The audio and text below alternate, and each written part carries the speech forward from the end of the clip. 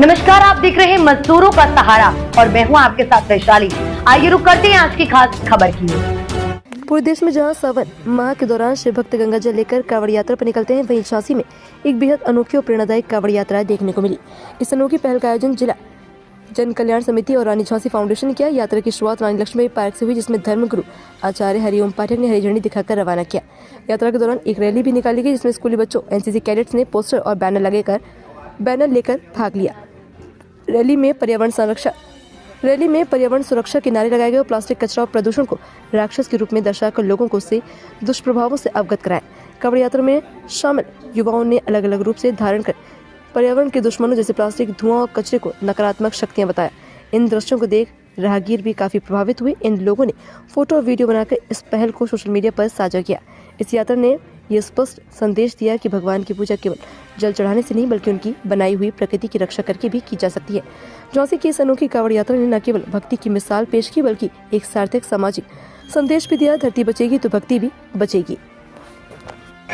मेरा शुभ नाम प्रतिमा ओझा है। प्रतिमा जी, आज जो रैली निकली है कांवड़ यात्रा, क्या उद्देश्य रहा कांवड़ यात्रा का, क्या संदेश दिया लोगों को? जी, सर्वप्रथम मैं आपको बता देना चाहती हूँ, जिला जन कल्याण महासमिति झांसी रानी फाउंडेशन निरंतर कई वर्षों से कचरा प्रबंधन पर, पर्यावरण पर, स्वच्छता अभियान पर अपना कार्य कर रही है और नए नए रूपों में ये कार्य करती है।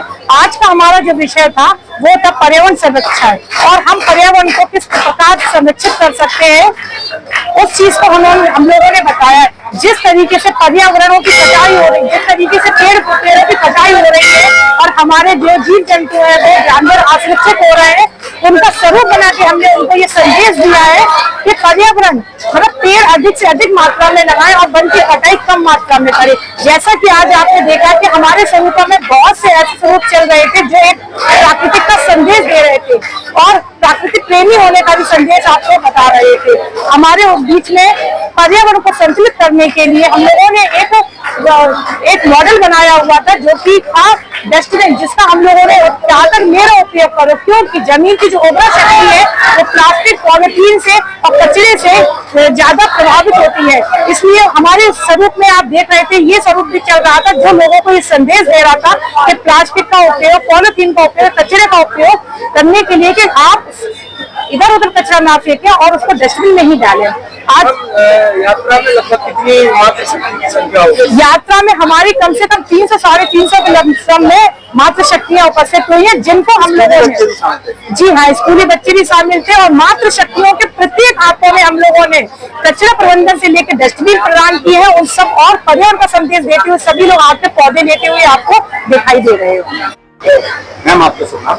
मैं सब डॉक्टर संगीता है। मैं एक टीचर हूँ गवर्नमेंट में, साथ ही में भारतीय सद्भावना मंच से मैं जिला संयोजका हूँ और वीरभूमि महिला एवं बाल कल्याण सेवा समिति की मैं अध्यक्ष हूँ। मैम, आज जो कांवड़ यात्रा निकाली गई है प्रदूषण को लेके, इसमें आकर्षण का क्या केंद्र रहा और क्या संदेश दिया लोगों को? आकर्षण का केंद्र इसमें सबसे पहले बताया गया है कि हमें पर्यावरण को सुरक्षित कैसे रखना है, साथ ही उसको बचाने के लिए प्रयास के लिए देखा आपने, जैसे कि प्लास्टिक खाता हुआ एक मानव अगर वो प्लास्टिक खा रहा है तो उससे क्या नुकसान होंगे, इस यात्रा के माध्यम से ये बताया गया। साथ में मैं एक निवेदन और आपके मीडिया के माध्यम से करना चाहती हूँ कि पेड़ लगाएं, एक पेड़ माँ के नाम, ये अवश्य करें, जिससे कि जो हमारा वातावरण है वो शुद्ध हो और प्रदूषण कम हो, जिससे हम स्वस्थ रह पाएंगे। बहुत लंबे टाइम तक हम स्वस्थ रहेंगे तो एक अच्छी लाइफ जी पाएंगे। कांवड़ यात्रा में दूसरा के पेड़ के साथ साथ तमाम राक्षस, तमाम जीव जंतु, लेकिन सबसे आकर्षण का केंद्र क्या रहा? लोगों को क्या इससे प्रेरणा मिलती रही? आकर्षण का केंद्र तो एक मैं किसी एक को तो नहीं कहूंगी, लेकिन जो प्लास्टिक खाता हुआ मानव था, मतलब वो बहुत ही सारे उसको बहुत आकर्षण से देख रहे थे। और ये इस समय एक विषम समस्या है कि जो प्लास्टिक का, मैं इसके माध्यम से निवेदन भी करूंगी, प्लास्टिक का यूज नहीं करना चाहिए। जितना हो सके मैंने अपने ही एनजीओ के माध्यम से बैग बनाए हैं, कपड़े के बैग, वो बांटे हैं सारे ठेले वालों को कि आप उनको लीजिए, प्लास्टिक मत दीजिए, उन बैगों में दीजिए। और वो 2 थैले हर एक पर्टिकुलर बंदे को वो दे रहे हैं, एक में आप लोगे, अगली बार आप जब रिटर्न करोगे तब आप उस थैले को फिर से यूज कर सकते हो। मैम, जैसे ये प्रदूषण अलग बात हो गई है, ठीक है, पर्यावरण अलग चीज हो गई, कांवड़ से ही क्यों जोड़ा गया है? आज चूंकि एक सावन का बड़ा पवित्र महीना चल रहा है और लोगों को समझाने के लिए धर्म एक बहुत अच्छा माध्यम है जिससे कि वो प्यार से उस चीज को समझ लेते हैं। और मुझे लगता है सावन एक बहुत अच्छा महीना था, इसके लिए कांवड़ यात्रा निकाली गई और ये बड़ी सफल रही। जितन जी, आज जो कांवड़ यात्रा निकाली गई है पर्यावरण को लेकर, क्या उद्देश्य है? देखिए, जल, जंगल और जमीन को संरक्षित करने के लिए हमने एक यात्रा निकाली।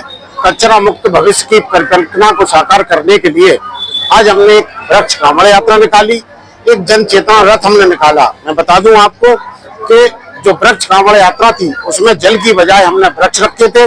दूसरी जो हमारी कचरा मुक्त भविष्य की परिकल्पना है उसके लिए हम लोगों ने प्लास्टिक का एक राक्षस रखा। जो प्लास्टिक का राक्षस लोगों को चेता रहा था कि यदि आप प्लास्टिक का उपयोग करोगे तो क्या नुकसान हो गए। हमारे साथ एक धुआं राज चल रहा था तो ये बता रहा था कि आप प्रदूषण यदि फैलाओगे, धुआं यदि करोगे तो पर्यावरण को कितना नुकसान होगा। हमारे साथ वो वन्यजीव चल रहे थे जो इस बात का संकेत दे रहे थे, लोगों को समझाने का प्रयास कर रहे थे कि यदि आप जल, जंगल, जमीन को नष्ट करोगे तो हमारे लिए स्थान कहाँ बचेगा, हम कहाँ रहेंगे। और मैं बता दूं आपको, ये यात्रा जिला जन कल्याण महासमिति रानी झांसी फाउंडेशन, हम लोग पिछले 15 वर्षों से स्वच्छता, पर्यावरण, जल संरक्षण और कचरा प्रबंधन को लेके इस तरह के अनूठी पहल करते रहे हैं। और मुझे लगता है कांवड़ी यात्रा को क्यों चुना गया? देखिए, कांवड़ यात्रा को इसलिए चुना गया कि इस समय पूरे हिंदुस्तान की नजर कांवड़ियों पर है। देश विदेश के चैनल सभी दिखा रहे हैं कांवड़ियों को, तो हमने सोचा इससे अच्छा मौका नहीं होगा कि हम इसका लाभ अर्जित कर लें।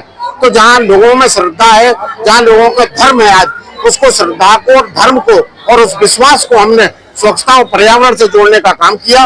मैं बता दूं आपको, जो हमारे स्वरूप रहे जल, जंगल, जमीन को संरक्षित करने वाले के बहुत आकर्षण का केंद्र है। और निश्चित रूप से मुझे ऐसा पूरा भरोसा है कि हमारी झांसी नहीं, बुंदेलखंड नहीं, पूरे उत्तर प्रदेश में इसका एक संदेश जाएगा। आप कांवड़ यात्रा निकाल रहे हैं, लोगों को जो है जागरूक कर रहे हैं, लेकिन इसके विपरीत अगर हम देखें तो कई लोग जो है पेड़ों को काटने का काम कर रहे हैं, उनके लिए आप क्या कदम करें? देखिए, बहुत अच्छी आपने बात कही है। उन्हीं को चेताने का काम हम लोग कर रहे हैं, वही लोग चेते हैं, क्योंकि हम लोगों का काम जन जागरूकता का है। हम लोग उनको रोकने का प्रयास करते हैं। यदि हमें कहीं खबर आती है कि कोई व्यक्ति पेड़ काटने जा रहा तो हमारी पूरी टीम, हम 100-200 लोग उसके घर जाते, उसको प्यार से समझाने का काम करते।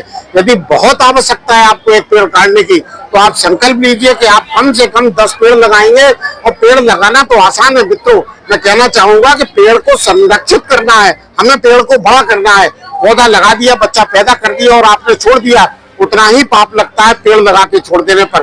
पेड़ को बड़ा करने की भी हम लोग की जिम्मेदारी है। और आज इस वृक्ष कांवड़ यात्रा से कचरा मुक्त भविष्य की कल्पना को साकार करने के उद्देश्य से जो हमारी यात्रा है, बहुत सार्थक यात्रा है। इस खबर में फिलहाल इतना ही। देश दुनिया की तमाम खबरों के लिए आप देखते रहिए मजदूरों का सहारा।